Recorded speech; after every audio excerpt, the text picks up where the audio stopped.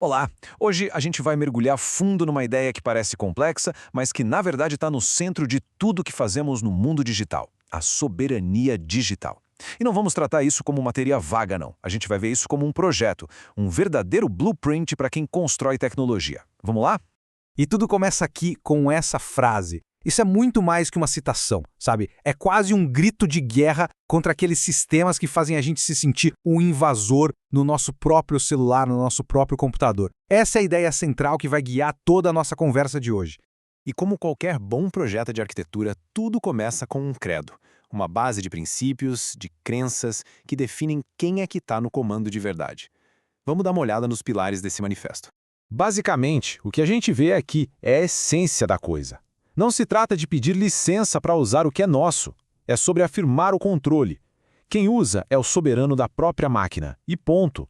Com o direito de proteger, de consertar e, se quiser, de quebrar as correntes de sistemas que tentam tomar as decisões por nós.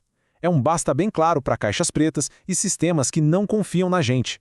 Ok, filosofia é fundamental, mas como isso vira código? Como a gente traduz esse manifesto em matemática, em algo que o computador entenda? É agora que a gente começa a desenhar a planta baixa da nossa construção. O cenário é um clássico da engenharia de software. De um lado, a gente tem um sistema em PHP antigo, mas que funciona, que é confiável. Do outro, um novo cérebro, uma inteligência em Python mais moderna. A grande questão é, como fazer esses dois mundos conversarem de um jeito que seja 100% seguro? A gente precisa de uma ponte que seja literalmente à prova de balas. E a ferramenta para construir essa ponte se chama JWT, ou JSON Web Token. A melhor maneira de pensar nele é exatamente essa, um passaporte. É um documento digital que um sistema cria para provar para o outro quem ele é e o que ele pode fazer, sem nenhuma margem para dúvida. É uma solução simples, super elegante e, mais importante, extremamente segura. Então, como é que esse passaporte funciona na prática? Ele é dividido em 3 partes.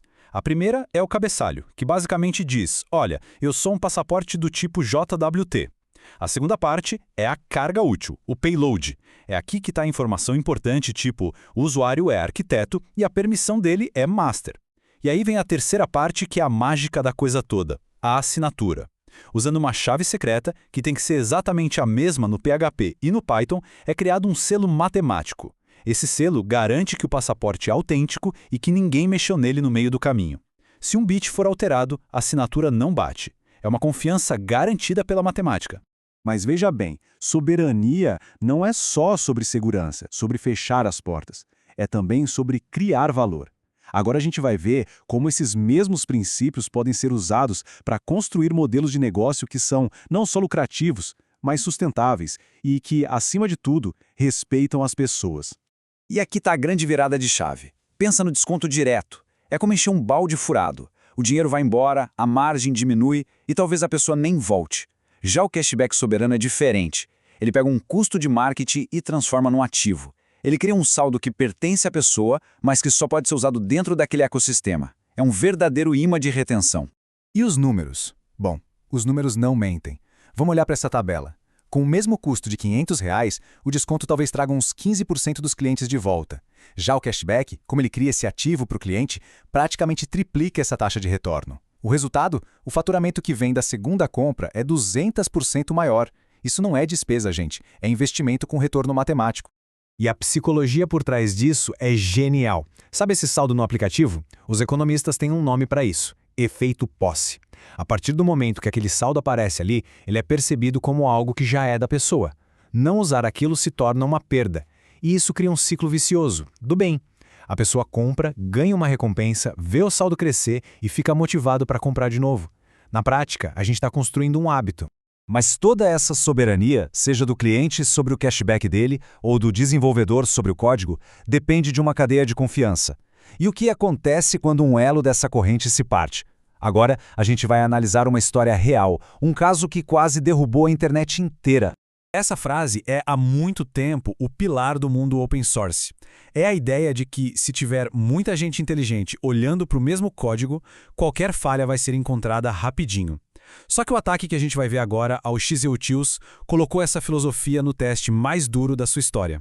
A história parece um roteiro de filme de espionagem. Um agente malicioso passou mais de 2 anos pacientemente construindo confiança numa comunidade, ajudando, corrigindo bugs, até se tornar o responsável pelo projeto. E aí, de uma forma absurdamente sutil, ele escondeu uma porta dos fundos, não no código principal, mas em arquivos de teste. Era o crime perfeito, que daria a ele a chave de quase todos os servidores do mundo. E como o mundo foi salvo? Por causa disso. 500 milissegundos, meio segundo. Um engenheiro chamado Andres Freund percebeu que a conexão com o servidor estava demorando meio segundo a mais do que o normal. Uma coisinha de nada. A maioria de nós nem notaria, mas ele notou. E a curiosidade dele o levou a desvendar o ataque digital mais sofisticado da história, poucos dias antes do desastre acontecer. Meio segundo salvou a internet. Essa história nos lembra da importância de sermos vigilantes, de sermos arquitetos e não só usuários. E isso nos leva diretamente para a ferramenta mais poderosa do nosso tempo, a inteligência artificial. Como essa mentalidade se aplica a ela? Existem basicamente 2 formas de lidar com a IA. Uma é o sedentarismo cognitivo. A gente simplesmente aceita a resposta que ela dá, sem questionar, sem entender o porquê. Isso gera uma dívida de conhecimento. A outra forma é usar a IA como um exoesqueleto cognitivo. A gente delega para ela o trabalho pesado, a sintaxe, a execução, e libera o nosso cérebro para focar no que realmente importa, a arquitetura, a estratégia, a visão geral. Isso gera lucro cognitivo. E essa mentalidade de arquiteto muda completamente a forma como a gente enxerga o futuro da IA. A IA de hoje é como uma pintora que adivinha qual deveria ser a próxima pincelada, o próximo pixel. Por isso que às vezes as coisas saem meio estranhas. A IA do futuro vai ser uma engenheira. Ela não vai adivinhar pixels, ela vai calcular vetores, ondas e partículas. Ela vai entender as leis da física do mundo que ela está criando. O resultado não vai ser só mais realista, vai ser estruturado e editável. No fim das contas, tudo que a gente conversou hoje se resume a essa pergunta. Soberania digital não é só uma questão técnica sobre senhas ou cashback. É uma escolha pessoal sobre o nosso papel na era digital. A gente se posiciona como um passageiro passivo ou como quem desenha um mapa. A escolha no fim do dia é de cada um de nós.